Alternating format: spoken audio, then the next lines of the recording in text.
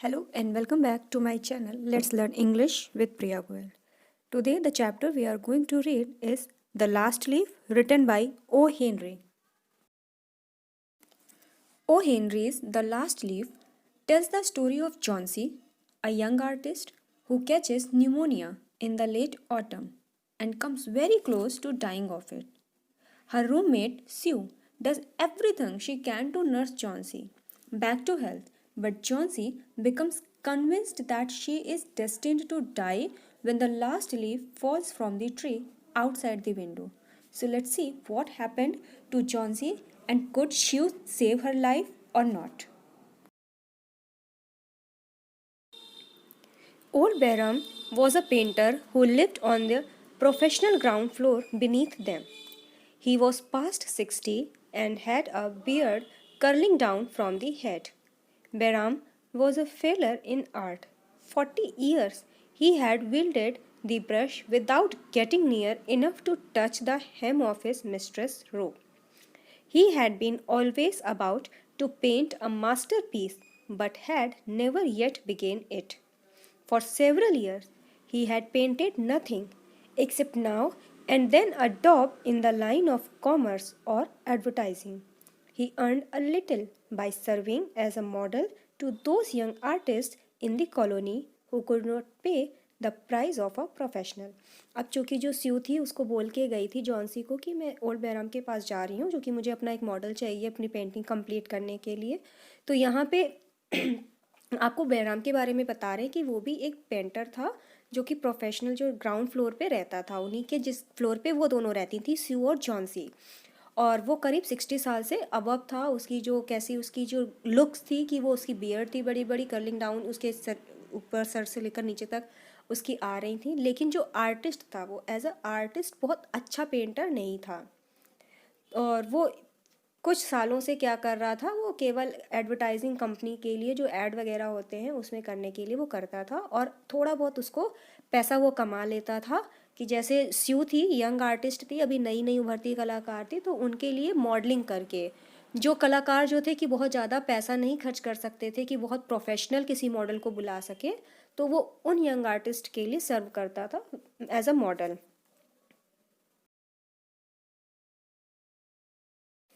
He drank gin to excess and still talked of his coming masterpiece. For the rest, he was a fierce little old man who scoffed terribly at softness in anyone and who regarded himself a special mastiff in waiting to protect the two young artists in the studio above.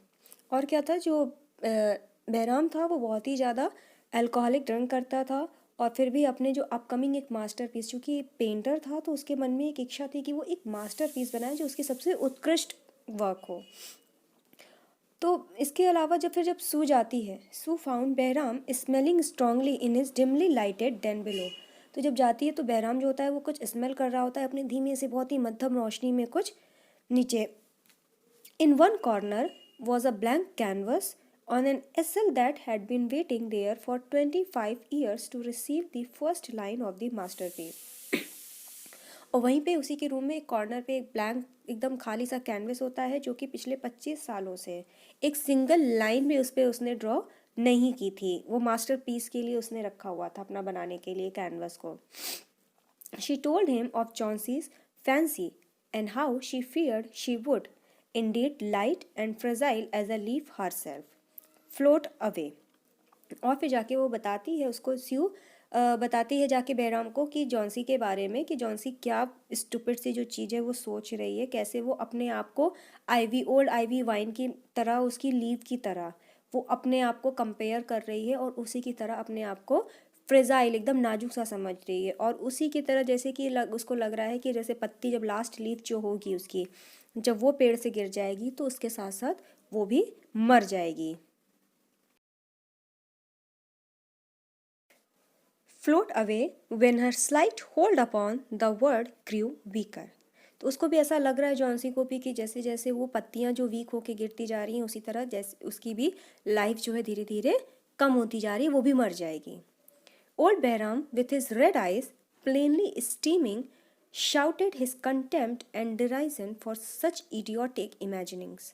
Was, he cried, is there people in the world with foolishness to die because leaves do drop off from a confounded vine? I have not heard of such a thing. No, I will not pose as a model for you, fool hermit dunderhead. Why do you allow that silly business to come in the brain of her? Ah, that poor little miss Johnsy. तो जब स्यू बताती है कि Johnsy क्या सोच रही है तो थोड़ा सा बहराम को भी गुस्सा आ जाता है, कहता है कि व्हाट नॉनसेंस, मीन्स क्या बेवकूफ़ी वाली है, क्या कोई दुनिया में इतने भी बेवकूफ़ इंसान हो सकते हैं कि कोई अपने आप को वो भी इतने पुराना पेड़ जो कमज़ोर हो चुका है उसकी पत्तियों से अपने आप को कंपेयर करे। तो मैंने ऐसी बेवकूफ़ी भरी बात कभी नहीं सुनी है, तो मैं तुम्हारे लिए बिल्कुल भी मॉडल की तरह मैं नहीं करने जा रहा हूँ, पोज नहीं देने जा रहा हूँ। तो और फिर इसको कहता है स्यू को कि तुम उसके दिमाग में ऐसी सिली बात, ऐसी बेवकूफ़ी वाली बात आने ही क्यों दे रही हो। तो फिर उसके लिए भी थोड़ा सा उसको सैड फील होता है कि दैट पुअर मिस बेचारी Johnsy. She is very ill and weak said Sue, and the fever has left her mind morbid and full of strange fancies. Very well, Mr. Behram, if you do not care to pose me, you need not. तो स्यू भी कहती है कि वो बहुत ही ज़्यादा बीमार है, कमज़ोर हो गई है और जो फीवर है उसके माइंड पे इफ़ेक्ट कर रहा है, जिसके कारण से वो अजीब अजीब से बातें कर रही है, सोच रही है वो। तो कह लेकिन बहुत अच्छी बात है, अगर तुम मेरे लिए पोज नहीं देना चाहते हो, नई मॉडल की तरह काम करना चाहते हो तो तुम्हें करने की कोई ज़रूरत नहीं है।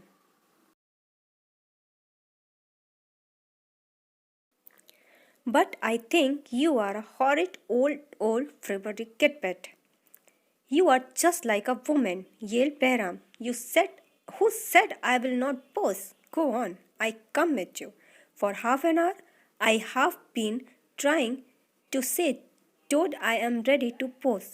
Got? This is not any place in which one so good as Miss Jauncey shall lie sick. Someday I will paint a masterpiece and we shall go away. Got? Yes. तो उसको फिर वो गुस्से में कहती है कि तुम्हें ठीक है कि अगर तुम्हें नहीं ज़रूर पोज देना है मेरे लिए तो कोई बात नहीं।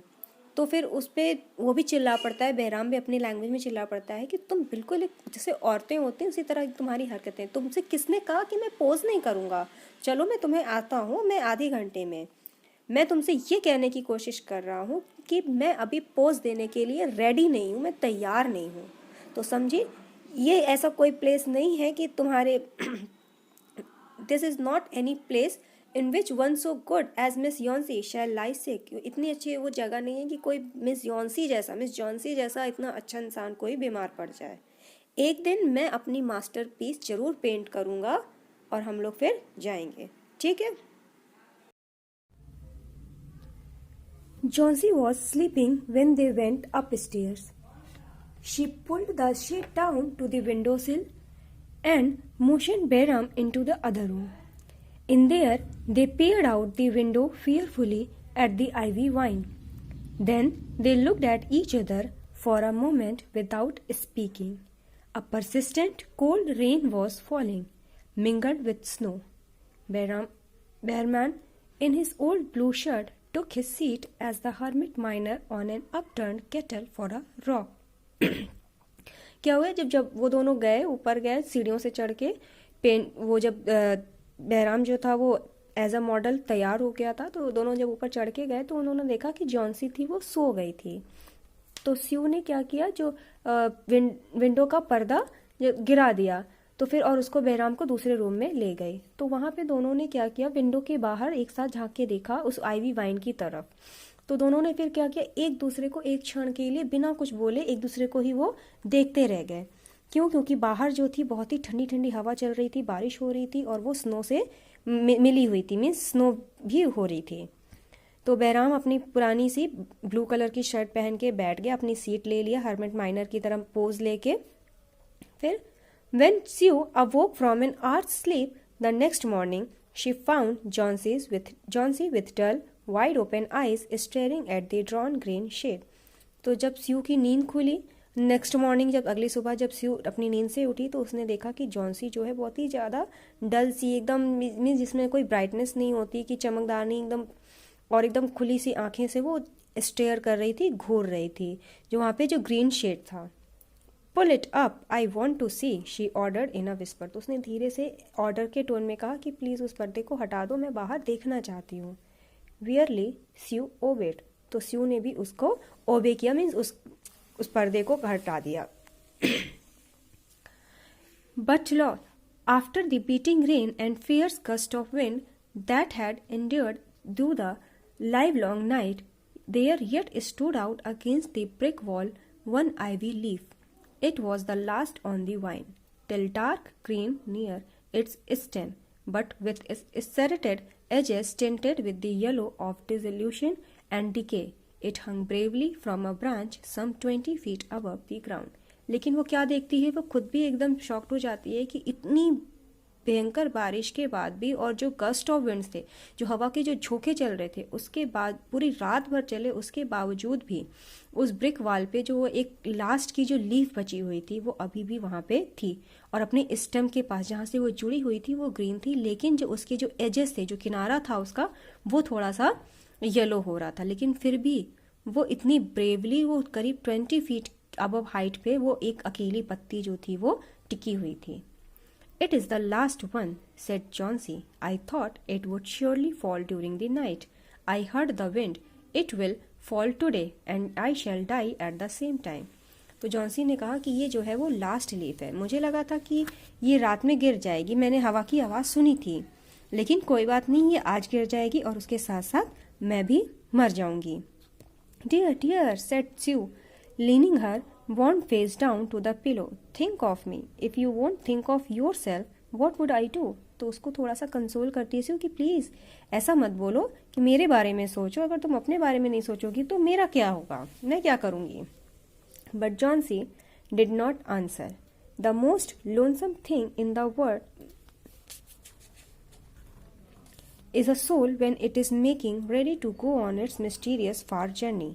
The fancy seemed to possess her more strongly as one by one the ties bound her to friendship and to earth were loosed. लेकिन जो जॉन्सी थी उसने कोई आंसर नहीं दिया सू की बातों का। क्यों? क्योंकि सबसे ज़्यादा उसको क्या था, उसने मान लिया था कि वो एक अपनी मिस्टीरियस, एक रहस्यमयी सी जर्नी पे जा रही है जो कि डेथ है, कि मीन्स उसकी डेथ होने वाली है, तो उसको कोई भी चीज़ें अच्छी नहीं लग रहा था। जो उसकी फैंसी थी, मीन्स उसकी जो सोच थी, जो सोच रही थी, वो उसको ज़्यादा बहुत ही स्ट्रांगली उसको पकड़ी हुई थी, ना कि कोई भी उसका जो फ्रेंडशिप का बॉन्ड था, यानी कि जो उसकी जो स्यू से जो फ्रेंडशिप थी वो भी उसको छूटती हुई महसूस हो रही थी। The day wore away and even though the twilight they could see the lone ivy leaf clinging to its stem against the wall. तो जो दिन था वो खत्म होने को आया था, शाम का समय था, और वो लोग अभी भी उस आईवी लीफ को उसी स्टेम से वॉल के किनारे वो देख सकती थी। And then, with the coming of the night, the north wind was again loosed, while the rains still beat against the windows. और क्या हुआ, फिर जब रात आई तो फिर से वही नॉर्थ विंड बहुत तेजी से चलने लगी, और जो बारिश थी वो फिर से एकदम बहुत तेजी से आवाज आने लगी विंडो के किनारे किनारे, जैसे जब बारिश होती है तो आवाज आती है। When it was light enough, Chauncey the merciless commanded that the shade be raised. The ivy leaf was still there. तो जब अच्छी खासी रोशनी थी तो फिर जॉन्सी ने एकदम कहा कि उसको कमांड किया स्यू को कि जो पर्दा है वो हटा दो, लेकिन जब हटता है तो क्या करता है, देखती है कि जो आईवी लीफ है अभी भी वो वहां पे है। Johnsy lay for a long time looking at it and then she called to Sue who was stirring her chicken broth over the gas stove. अब क्या था, जब जॉन्सी ने देखा कि उसको काफी देर तक, वो लंबे समय तक देखती रही उस आईवी लीफ को, तो फिर उसने स्यू को बुलाया, जो कि उस समय उसके लिए चिकन का ब्रोथ बना रही थी, गैस स्टव पे चढ़ाया हुआ था उसने। I have been a bad girl Sudie, said Johnsy, something has made that last leaf stay there to show me how wicked I was. It is a sin to want to die. You may bring me a little broth now and some milk with a little port in it, and no, bring me a hand mirror first and then pack some pillows about me and I will sit up and watch you cook. तो फिर क्या, उसको जब स्यू को बुलाती है तो कहती है कि मैं एक बहुत ही बुरी लड़की हूँ, जॉन्सी से कहती है, क्योंकि देखो कुछ ना कुछ तो ऐसा जो है कि उस लास्ट लीफ को अभी भी वो 3 दिन से वहीं पे है, तो जब वो टिकी हुई है वो नहीं गिर रही है तो मैं कितनी बुरी बन रही थी। ये एक पाप की तरह है कि अगर हम मरने की सोचते हैं, हम हार मानते हैं और अपनी जान देने की कोशिश करते हैं, तो ये एक सिन की तरह है, एक पाप की तरह है। तो अब वो थोड़ा सा उसके अंदर पॉजिटिविटी आती है। अभी तक जो इतना वो निगेटिव हो रही थी, इतनी ज़्यादा कि मैं भी मर जाऊंगी लीफ की तरह ही, जब जैसे लीफ चली जाएगी, तो अब उसके अंदर जब उसको देखा उसने कि वो जब लीफ नहीं गिरी, तो उसको भी थोड़ा सा अंदर आया। तो उसने कहा कि ठीक है, तुम मेरे लिए थोड़ा सा ब्रॉथ इस समय ले आओ, जो कि वो पका रही थी। फिर उसके बाद थोड़ा सा मिल्क, और कहा नहीं नहीं ठीक है, सबसे पहले तुम मुझे एक अपने हैंड मिरर ला के दो। मीन्स अब वो अपने चेहरे को भी देखना चाहती थी कि आखिर वो कैसा दिख रही है। And then pack some pillows about me. फिर कहती है कि मेरे थोड़ा पिलो लगा दो आसपास कि मैं बैठूं और मैं तुमको खाना पकाते हुए देखूंगी। An hour later she said. तो उसने कहा ठीक है, 1 घंटे के बाद। Sudie someday I hope to paint the Bay of Naples. तो फिर जॉन्सी उसको कहती है कि स्यू, मैं एक दिन सोच रही थी कि मैं एक दिन बे ऑफ नेपल्स, जो कि मैंने हम लोगों ने अर्लियर वीडियो में पढ़ा था कि वो हमेशा से उसका सपना था, एक ड्रीम था कि वो बे ऑफ नेपल, जो कि बहुत ही ब्यूटीफुल प्लेस है, उसको वो ड्रॉ करना चाहती थी। The doctor came in the afternoon and Sue had an excuse to go in to the hallway as he left. तो जब डॉक्टर दोपहर को आते हैं, आफ्टरनून के टाइम पे आते हैं डॉक्टर, तो स्यू उनको क्या करती है, उनको हॉलवे में ले जाती है। Even chances said the doctor talking, Sue's thin, shaking hand in his. With good nursing, you will win. Answer: Now I must, and now I must see another case I have down stair. Bearman. His name is some kind of an artist, I believe. Pneumonia too. He is an old, weak man, and the attack is acute. There is no hope for him, but he goes to the hospital today to be made more comfortable. तो doctor कहता है कि अभी भी chances हैं तुम्हारे बचने के लिए। जो उसके पतले पतले हाथों को अपने हाथ में लेता है, तो कहता है कि अगर तुम्हारी अच्छी केयर हो तो तुम जीत जाओगी, तुम ठीक हो जाओगी।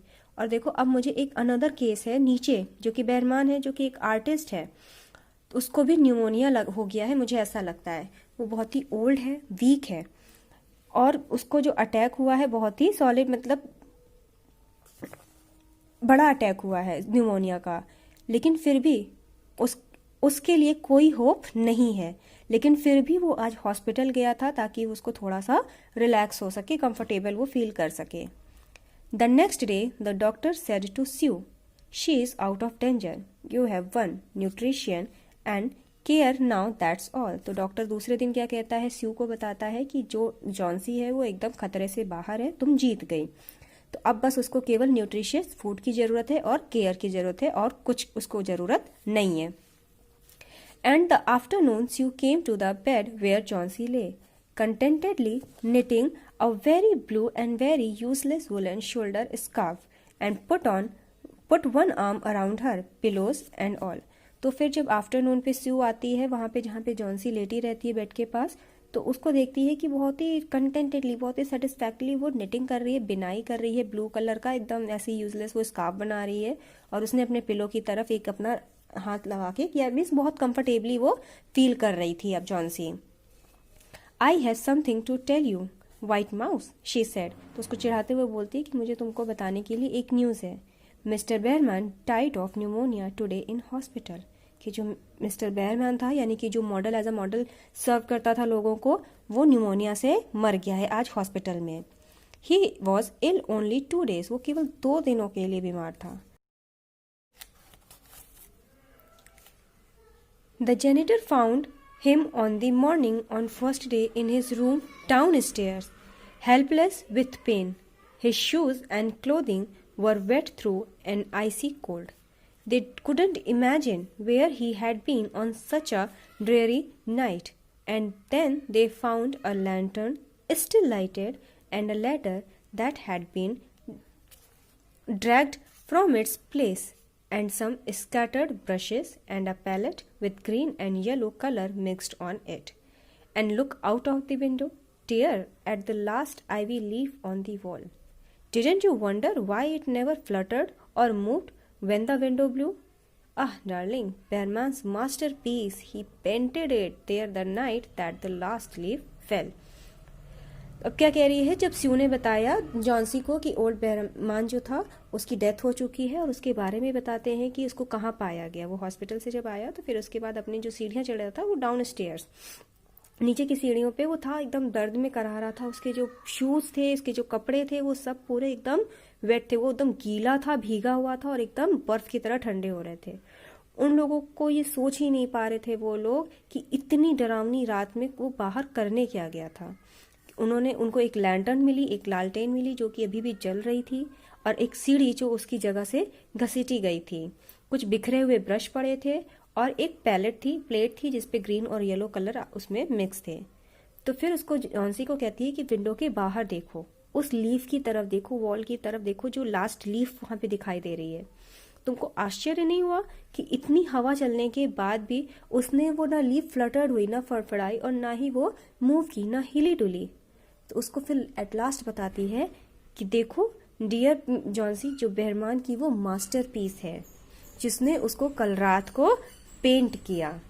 कहने का सेंस था कि वो उसने इतनी अच्छी किया, क्योंकि वो जॉन्सी ये मान के बैठी हुई थी कि जब लास्ट लीफ गिरेगी तो उसकी डेथ हो जाएगी।